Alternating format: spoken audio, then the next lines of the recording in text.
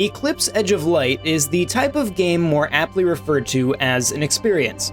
Its more traditional game mechanics mostly take a back seat in favor of visual storytelling, eerily beautiful ambiance, and a quiet sense of mystery.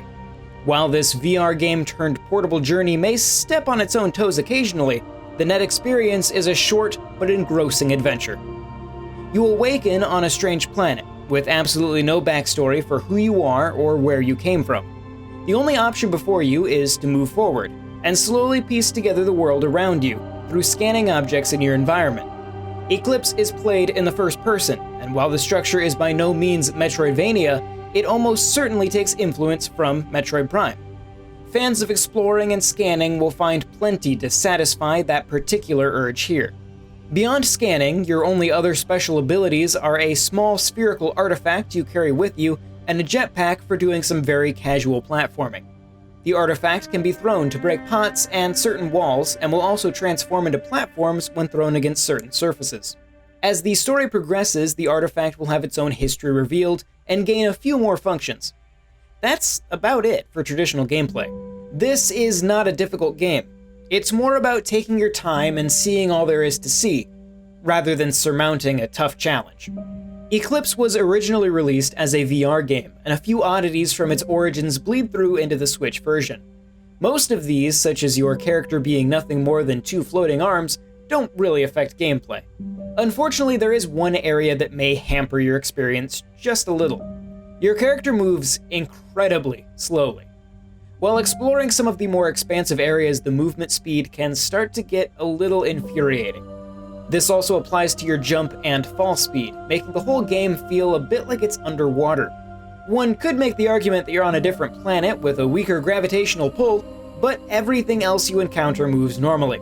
It makes sense in the context of VR, where a developer may wish to avoid motion sickness, but on Switch, it's ultimately just annoying. While by no means a deal breaker, the one other oddity worth bringing up is that Eclipse does not currently support the Switch Pro controller. It can only be played using the Joy-Cons, despite using none of their unique features. Visually, Eclipse has solid art direction that works out most of the time. The world is presented as somewhat abstract and low poly. Occasionally this can veer from artistic into just looking bland, but the majority of the time the art is effective. Despite the low poly nature of the visuals, I did encounter minor framerate issues throughout the experience. Plenty of people will never notice them, but for those sensitive to frame drops, it's worth mentioning. On the audio front, however, Eclipse is a consistent and unrelenting knockout. The music knows just when to make that subtle shift from vague ambiance to something a bit more intentional. Every emotional hit is highlighted with a perfect yet consistently subdued musical wave that complements the world of Eclipse perfectly.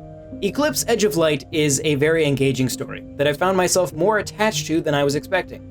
Though it only lasts a few hours, that time yields a rich experience. I do wish there was more of it, but what is here is solid. While the Switch version perhaps carries a bit too much of the original release with it in terms of its design choices made for VR, the core adventure will still be rewarding for those who are patient enough for the journey. This video was made possible by our generous supporters on Patreon. Did you know that Nintendo World Report is funded directly by fans like you? When you support Nintendo World Report on Patreon, you get immediate access to multiple exclusive podcasts every month, exclusive Discord channels, an early look at select content, and more, all for as little as $1 a month. Check out patreon.com/NWR for all the details.